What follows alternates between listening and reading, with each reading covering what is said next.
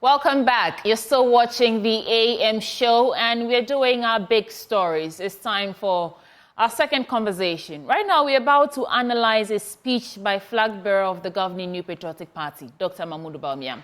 At a mini rally in Impraiso in the Eastern region, he said the following things. That one, unlike Mahama, who wants a honeymoon after being elected, he won't ask for such a period. Two, national service will no longer be mandatory. If you complete school and you get a job, go for it. You don't need national service. Three, his government will establish a minerals development bank for small-scale miners. To which they will not ban excavators anymore. We're delving into this conversation with my guest, Dr. John Osai-Kwapong, who's a CDD Fellow on Governance, Dr. Asah-Asante, political scientist and director of Center for European Studies at the University of Ghana, and Mr. Godwin Ama, General Secretary of Small Scale Miners Association. Gentlemen, it's good to have you. Happy Easter to you all. Same to you. Good morning. Many happy returns. Good morning. So it's election year and campaign messages are flying all over the place. I'll start with you, Dr. John Osai-Kwapong.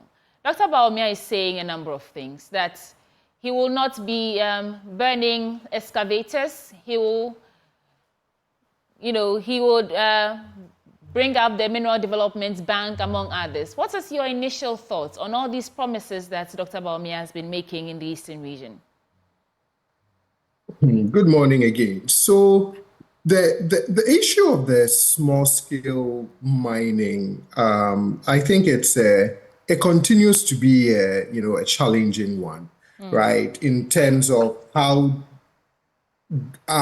governments over the years have been trying to draw the line between the small-scale mining that is legal, permitted, and how that does not slip into galamsey, right? Which is illegal, and as the last several years have shown, there's been a lot of conversations about its devastating effects, particularly on the environment. And I know that there's been that tension and that tussle between how do we do small scale mining and do it well, whilst at the same time, ensuring that we truly enforce and outlaw galamsey activities. And over the years, different governments have tried different things to make sure that they provide support for small-scale mining. But it's been very difficult. We continue to see reports of individuals, persons still engaged in galamsey. I'm sure the promise of we won't ban excavators, but more importantly, we would set up a development bank to support small-scale mining is all done, in the spirit of how can we, if as a nation, right, our policy choices, we want to do small-scale mining, how do we do it? But it still continues to be a tricky proposition Right. because, again, we've still not been able to clamp down very well on galamsey or illegal mining, and that continues to be the headache in the small-scale sector. Okay. We'll get into the conversation and assess each and everything that he said, from national service and all that. But I want to get the initial thoughts. Now, let me move to Dr. Asah-Asante. Doc, what do you think about Dr. Bawumia's promise that if elected into power, he would no longer be burning excavators and would rather assist these people with a minerals development bank to, upskill the work that they do? I think if you listen to him carefully, from where I sit, I believe strongly that he wants to take a second look at that policy, the policy where you allow people to take part in the galamsey business so that you can make it better for society. He wants to react to the effects that galamsey has already brought to the society. If you look at research findings from Kwame Nkrumah University of Science and Technology, that about 10 major rivers have been polluted all right, with poisonous substances and all. Added to the fact that you are talking about the Bremu being heavily polluted in this regard. Then you are talking about a whole group of people, all the Achim 3 groups, the Buakwa, the Busome, the Kutuku. Bremu runs through all their lands. So we are talking about serious business here. Other rivers as well. And then the effects that they have with our neighboring countries. If you look at these waters, some of them flow across states, and you are likely to be confronted with international court problems relative to the problem that is being extended to other countries. So you don't want. Remember also that from our constitution, the preamble, it says that we will live at peace with all peoples of the world, including our neighbors and all that.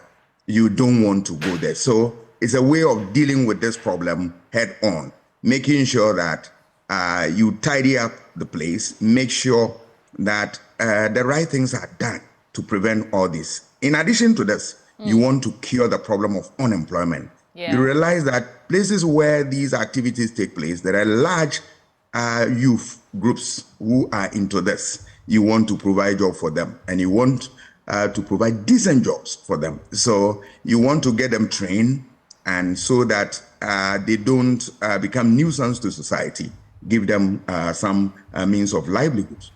But quite apart from that, there is also the political bit. And that if you look at the last election, the votes, NPP suffered in the mining areas. A lot of votes went down.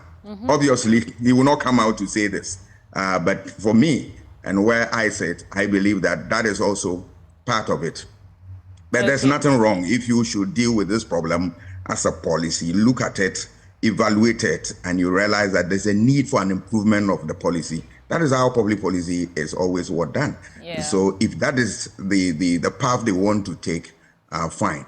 But you see, we want a situation where this time around, the conversation for election promises should not just be rhetoric. If you say you want to establish a development bank for this, we want the mathematics of it. How are you going to raise the money for the exercise? We want to know. Come out with figures and let us know. Let us know how much it will cost to do that and where you are going to get the funding for it and how soon, if you get power, we should expect this. All these things must be part of the conversation if we are looking at election promise and what goes into that this election. I believe that this should be the focus of election for this year, because we have seen so many broken promises and then so many promises that government decide to implement in terms of policy, and somewhere along the line they were in trouble simply because they did not get the basics right. We believe that this time around, what we have seen relative to 3SHS and the rest of them, we want the mathematics first, we want the source of funding, and then we want to see how feasible. If it is not, then we know that it's one of the mere promises and we throw it away. Right. Mr. Godwin Ama, you are General Secretary of Small Scale Miners Association. Give me a sense of your thoughts on this. Is this a step in the right direction? Is this feasible? I think we lost Mr. Godwin Ama, but let me come back to Dr. John Osai-Kwapong, who's a CDD Fellow on Governance. Dr. Kwapong, do you think that this is merely a political campaign activity, or is there anything in there to explore? Looking at the effects that galamsey and small-scale mining has had on the natural resources, water bodies of this country. Yes, so as Dr. Asah-Asante just said, it's an idea. I mean, if truly it's a policy choice to support small-scale mining, then we must probe the mathematics of it, right? How much funding are we talking about to start this bank? How would it work? How would it operate, et cetera, et cetera? And yes, there is also an element of politics, in this, in the sense that you would have to appeal to voters by offering them something, but it also has to be something that you are truly committed to following through as you read the mood of the country. As I mentioned previously, for me, my concern continues to be how we make sure that if really we want to do small scale mining, how do we do it in a way that it doesn't slip into, galamsey, but most importantly, also ensuring that it doesn't have the kind of devastating effects it's been having on the environment, because that is where it's the environmental effects in particular. That is where the small scale mining sector has come under very strong scrutiny, and trying to make that distinction between proper legal small scale mining and what we've come to know as galamsey continues to be a struggle for our policymakers. I mean, I'm sure intel that they're picking from the ground, and as Dr. Asah-Asante said, that if you look at particularly the 2020 elections, I've heard conversations, I've read things that have pointed to the fact that the ruling party did suffer some political losses as a result of the issue of galamsey and the position they took when they came into office in terms of banning small-scale mining and then trying to put things in place before reopening the sector. So it would be, like I said, it would be very interesting just to see the vice president flesh this out a little bit more and then address how that would not encourage galamsey. For me, that would be very, very important. Well, I was just looking at the speech again, and let me differentiate that excavators are not really seized from small-scale miners. It's seized from galamseyers. So these are illegal miners who are disrupting resources. So if he's seizing excavators, then he's specifically talking, if he's talking about seized excavators, he's specifically talking to galamseyers, illegal miners. With that in mind, do you still maintain that it's just the feasibility that needs to be probed, or is this promise in its own just a flaw? I wouldn't necessarily say it's a flaw, because over the years we've been playing around with a number of policy ideas on even how you can transition the quote-unquote illegal galamsey business into properly regulated, well-governed, small-scale mining or artisanal mining. So that is the other. If you think about him saying that the whole thing about we won't ban excavators, etc., etc. There are a lot of ideas that have been thrown around over the years in terms of, okay, if we can't stop galamsey, then how do we regularize it and do it in such a way that it is not harmful? But for me, beyond just the provision of the financial support via a mining development bank, that cannot be just, you can't approach this in sort of a one-dimensional way, right? In addition to the financial support, how are you going to put in a very strong regulatory regime that can be enforced to ensure that if government is going to provide you with support, in exchange for that, you don't engage in behaviors, conduct, and activities that harm the environment, that pollutes our waters, etc., etc. And I would be very interested in seeing, the entire blueprint of what the vice president is thinking about in terms of addressing this issue in the sector. Right. Dr. Asah-Asante, you mentioned that the policy in itself does not seem too far-fetched. It's, the feasibility of it. What would we be probing then when it comes to assessing how feasible this project is?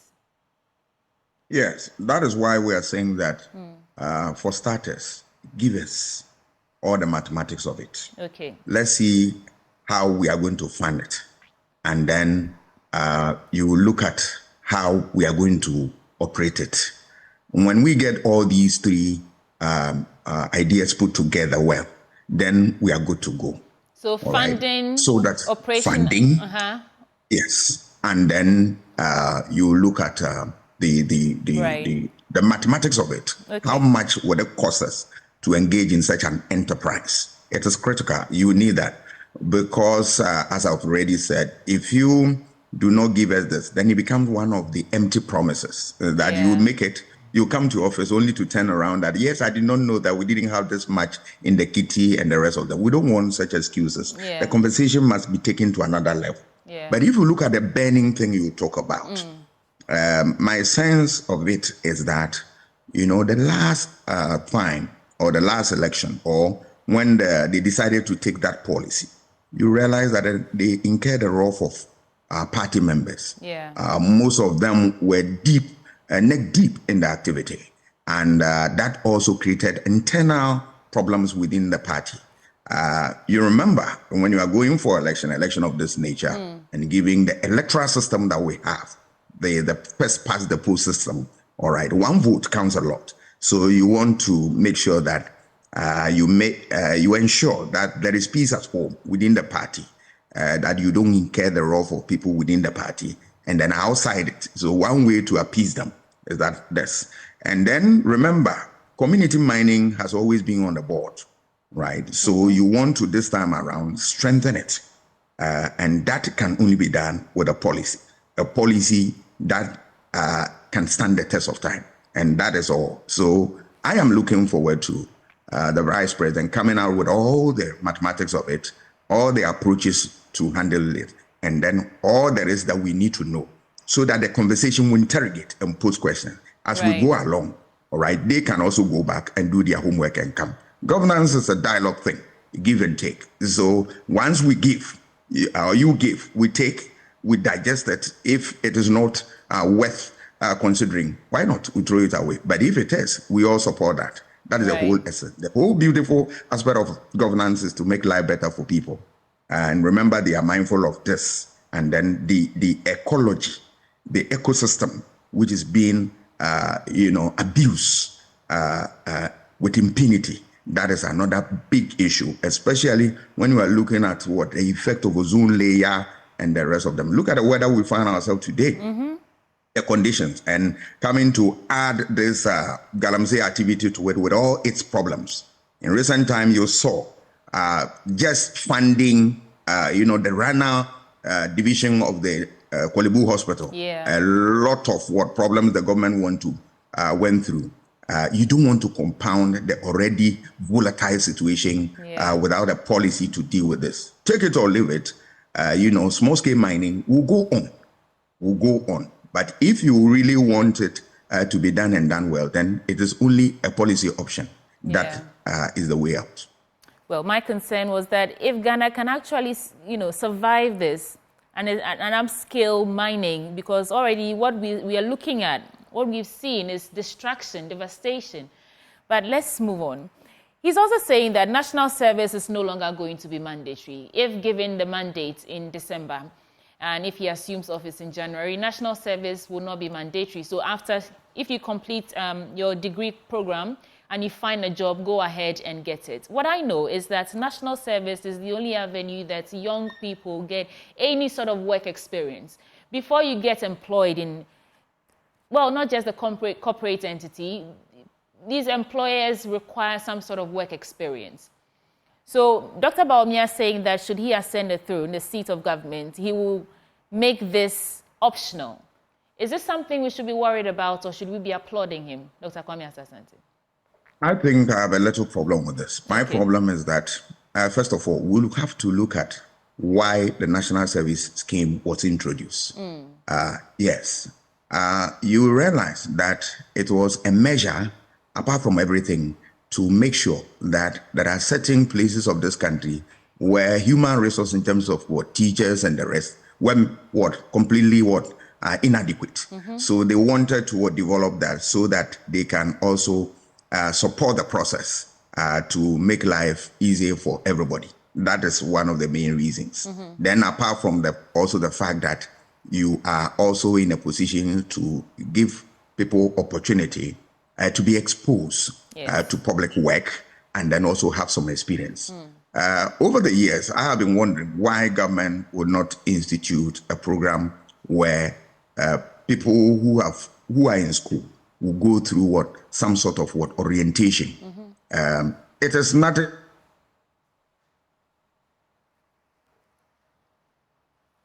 You I are in think, school. okay. You are in school. Every 3 months, when you are on recess, you go to a ministry, even if it's 1 month, for national service. Sort of, you go get training, and then at the end of the day, whoever is your supervisor will give you what, an acknowledgement, something to be proud about. Then you continue for your 8 semesters. By the time you finish, remember, you have not only gathered experience, but you have also built capacity. And then if you are worth your salt, you can be considered for a job. I am speaking from the point of view of experience. I, after University of Ghana, attended Ghana Institute of Journalism. And in the journalism program, you go through 1 year of thought course and then 6 months of internship, each month from one media house to the other. Look, the whole idea was to get skills and then get employment. Because after reading 50 applications after University of Ghana, I didn't find a job in 1998. So when I went to School of Journalism, got some skills. As soon as I went for practical attachment, when I got to Ghanaian Chronicle, I was employed.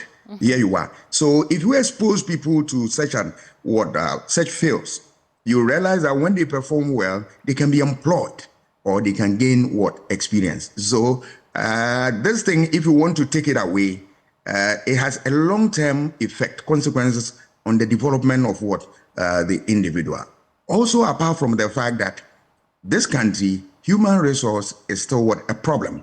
Teachers, we don't have all the numbers that we need to be able to run a full program of a sort. So you want to have them alongside with a normal teaching appointment and the rest of them. So the national service is a big one, unless, of course, the vice president is telling us that there is something to take care of, to close that gap that exists in rural areas where even trained teachers don't feel the need to be there and the rest of them. Remember, these are places where national service they play very important role. People like us, and I'm sure Dr. Asah-Asante too, when we finished A-level, we were made to go through national service for the first year.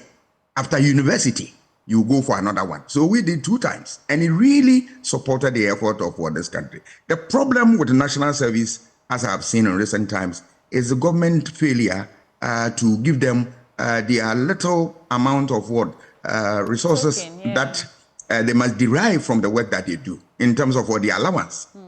It is in arrears and the rest of them. It is not good enough because all these things are budgeted for. So at the end of the day, when somebody is complaining that I have not received my due in terms of the bargain, then there's cause to worry. Is it the case that it was not budgeted properly, or is it the case that the money is being abused and the rest of it? It is when we are able to do these things well, then I believe that the national service should be a big program. But if you want to take it away and then give people the option, remember, national service, if you follow their history, a lot of people don't want to be part of national service. So if you give them the opportunity that, look, it's not compulsory, you are not going to get anybody, right? And that also must be part of the calculation of the vice president. If they really meant to come out with this type of program, they have to weigh the pros and cons. But the good news is that now he's throwing it out. The conversation has started from today or even from yesterday. And then going forward, I'm sure we will all congregate at a place that will be meaningful for this country. But for me, I believe that national service should not be taken, should be mandatory, still mandatory, because it has all manner of benefits for society. Dr. Asah-Asante, let me bring you in at this point. Dr. Asah-Asante has said a lot about the significance of national service and how it helps to distribute human resources to places that teachers do not want to go. What do you think about this issue, about making national service optional? He's saying that after school, if you get a job and if you get a job, go for it. You don't have to wait around and serve for a year before you can be employed. What are your thoughts? So I agree with everything that Dr. Asah-Asante has said. When the vice president first mentioned this in his major campaign speech earlier on this year, he did raise this issue, and he's raised this again. The thing that I am still not sure about is what the policy rationale is behind not making national service mandatory, right? And that if after school you happen to get a job, then why the burden of, or why participate in national service? But there's always been a reason why the National Service Scheme was introduced. I just read the National Service Act, and I was looking at the preamble, and 5 things are clearly spelled out in the preamble, which means that there was a purpose, there was a reason behind introducing the scheme, continuing the scheme. Yes, changes have been made, along the line where now it is only required for those who finish the university. We even now require for those who finish teacher training. And so if the vice president is proposing that national service should not be mandatory, then for me, there has to be a policy rationale as to why that is. And what happens then to the original idea behind the scheme? Is it that the vice president feels the scheme has outlived its importance? Is it that the vice president feels that it can be a stumbling block to gainful employment for some, because there are students who, after graduating, may immediately have, a well-paying, job that you therefore don't want that year. You just want them to go straight into the full workforce as opposed to going through the national service route. So for me, I would really want to hear more from the vice president on this particular idea. I did my national service in Dabuasi teaching for a year, and it was a good year serving in a place where they really relied on national service personnel to fill in their human resources when it comes to teachers. So again, how do you fill in some of these gaps that would be created if you make the scheme optional? So for now, for me, without all of the details, I have some major concerns about why the vice president is proposing this idea. Now, at some point, when he fully fleshes out the idea and provides a strong rationale for it, it may calm some of the concerns that I have. But for now, I agree with Dr. Asah-Asante that we need to hasten very slowly. I agree that these policies proposed by both flag bearers, all the flag bearers, are not in themselves bad. It's the implementation that needs to be probed to be sure that they're actually feasible. But the vice president talks about bold solutions. So, and I also want to believe that he says he has a solid team. I want to believe that they've done their own assessment of the situation on ground, and they're making all these promises based on the inferences they've made from their own assessment. So maybe is it a case that the people, these young people themselves, do not want to serve after school? Or is there something that we are missing? Do you think that young people actually want to go through that 1-year mandatory service where you're earning little to nothing before you can be gainfully employed?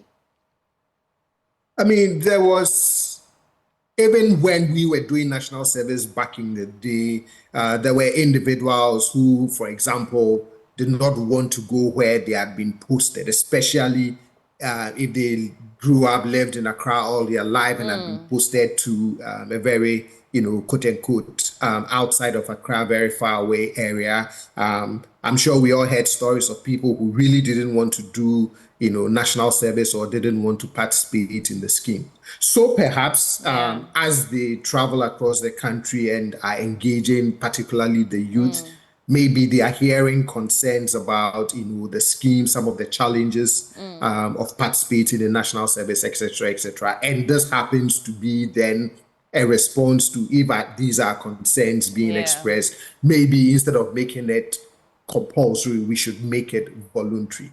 But for me, it's too simplistic, a one-line slogan to say it's voluntary. If you have a job, go do your job, don't do national service. I think at some point I would, and hopefully as these parties are working on their manifestos, it would be more fleshed out and a lot more meat given to it, so that people like me can look at it and say, oh, okay, I do understand why the vice president's campaign want to move in this policy direction with national service. But I think for now, I'm really concerned about the idea. Okay. So he also goes on to say, unlike Mahama, who wants a honeymoon period after being elected, he won't come back again. So he won't mind you. These are his words. Quote, as for me, I will come back in 2028. So I would ensure I do my best for you all. We are going door to door, house to house to campaign to bring victory. It is possible. We are going to break the 8. So Dr. Bawumia is saying that he will come back again in 2028 after these elections. And so whichever direction Ghanaians choose to go during this election, we should bear in mind that Mahama can only serve one more term. How would you respond to that? These are the reasons he's proposing these promises, these campaign policies, that he will come again. So he's looking at things that in the long term, within 8 years, will help the country move forward compared to what Mahama is talking about for a honeymoon period and all that. Yes, if you look at the situation, for a politician, it is not wrong for him to make a statement like this. Okay. Of course, he can come out and say that I will not come back. Then that becomes very problematic. The issue of one term, people get it wrong. Right? The Constitution doesn't give anybody 2 terms. No. Go through the Constitution. It only affords you an opportunity to serve 1 term.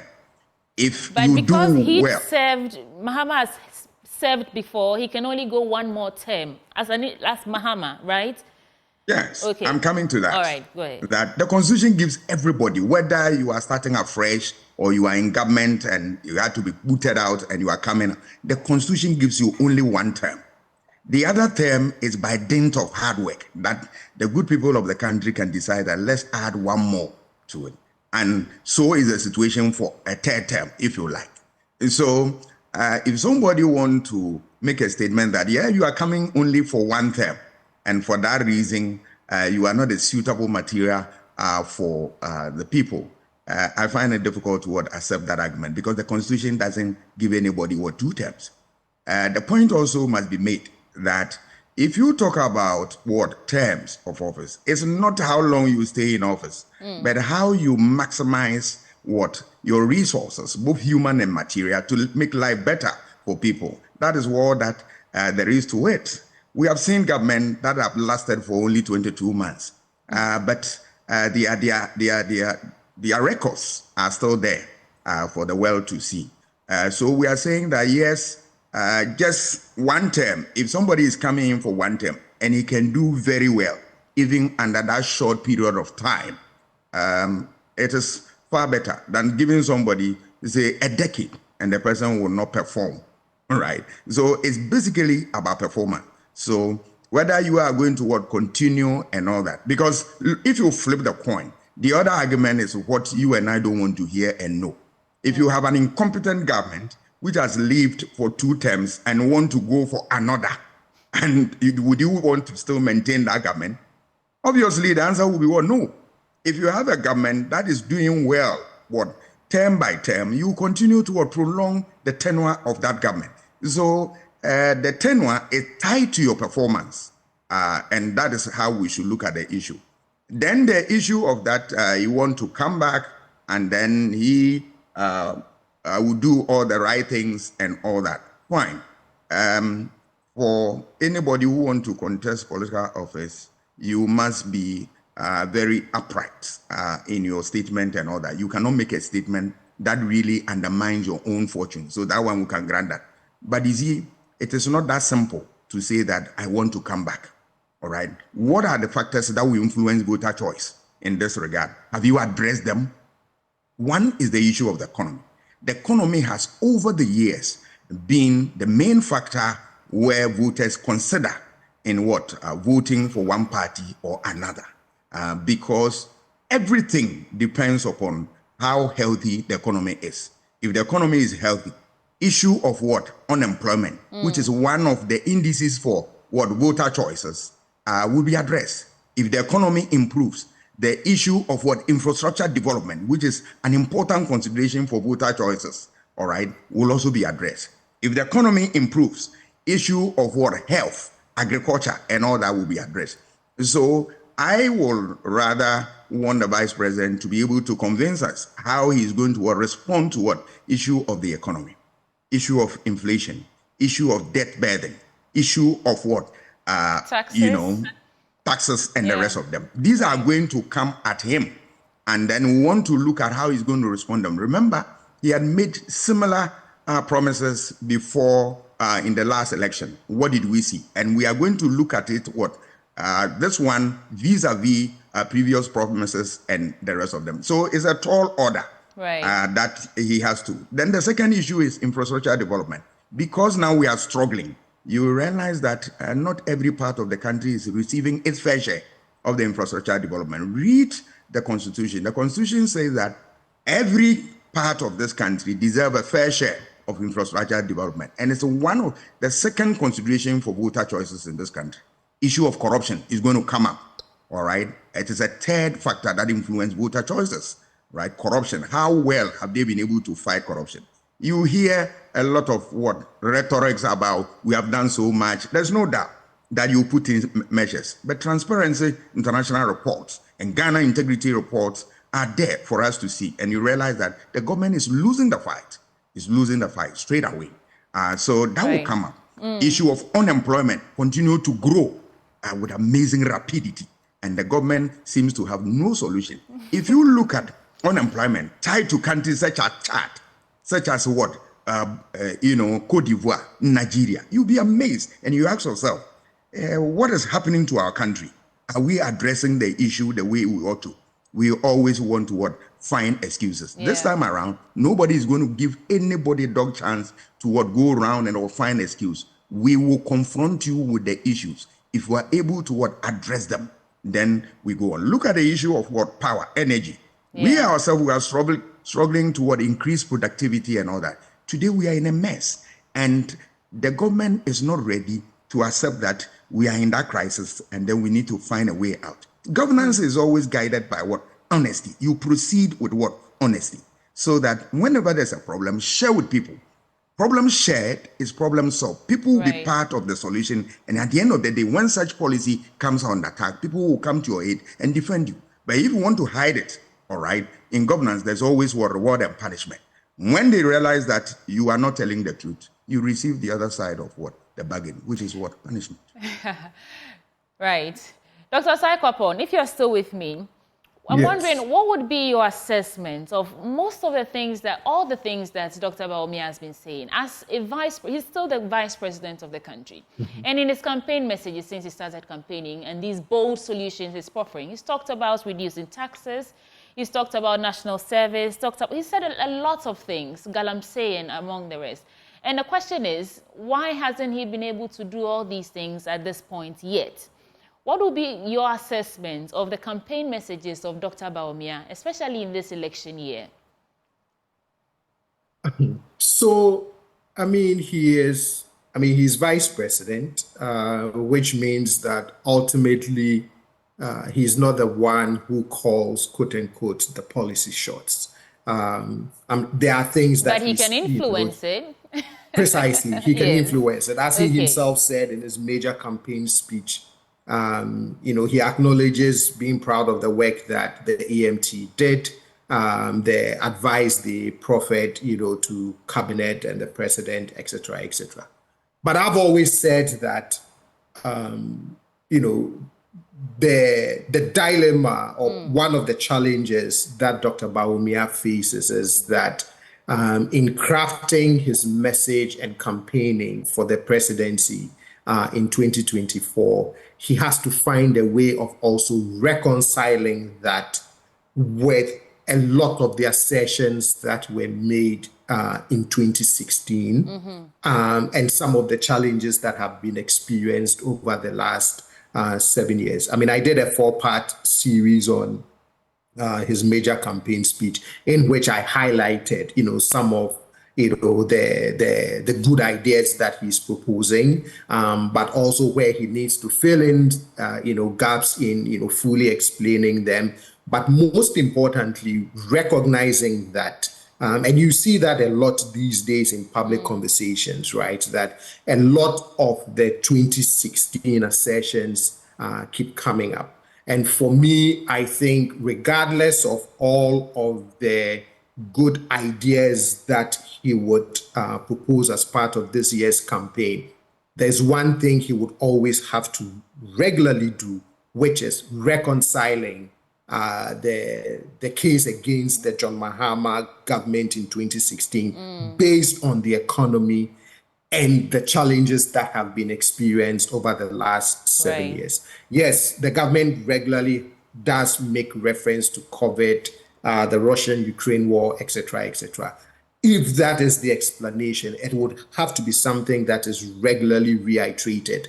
But I do see, for me, that being one of the major hurdles that would continue to follow him throughout the campaign, even as he pushes out, all of these ideas around, a digital economy, fiscal policy, and all of that. All right. We have to wrap it up. In about 30 seconds, I'll take your final words on this issue, on Dr. Bawumia's campaign messages, especially what he's been saying this Easter season. Well, it's campaign season. We are in April. I'm sure once we launch into, the months ahead, it's going to get more sharpened and all of that. But at the end of the day, for me, voters would have to be the ones who weigh through all of the different things that they would hear and make a choice at the end of the day. All right. Thank you so much. Dr. Asah-Asante. Yes. Your final words on the issue, yeah. Yeah, the Vice President wants to win power. There is nothing wrong about it. For political power, it is the sweetest thing on earth, apart from maybe your religious faith and the rest of them. But if you want to come into that realm, there are things you need to do. You must be mindful of what I call the RSM, your resource. You cannot win election when you don't manage human and material resource very well. You have to take note of that. And then two, the S, strategy. You need a strategy that is workable, a strategy that can get you the vote, a strategy that would deal with would deal a heavy blow to your opponent. And that is one that he needs. And above all, he also needs messages that resonate with the people. Messages for political communication. We need messages at the national level, messages at the regional level, and then at the constituency level. Remember, there are constituency-specific issues. You need to build on that and then develop them as a one. And of course, all these things will be a function of your manifesto. How you have your fingers placed on the very problems that this country faces. If you are able to put it all together and you master them very well, at the end of the day, you are home and dry. Thank you so much, Dr. Asah-Asante, who is a political scientist and director of Center for European Studies at the University of Ghana, and Dr. John Okwai-Sapon, CDD Fellow on Governance. We're just assessing Dr. Mahmoud Bawumia's messages to this campaign, this Easter season, ahead of elections 2024. Gentlemen, it was an honor speaking with you. Thank you so much.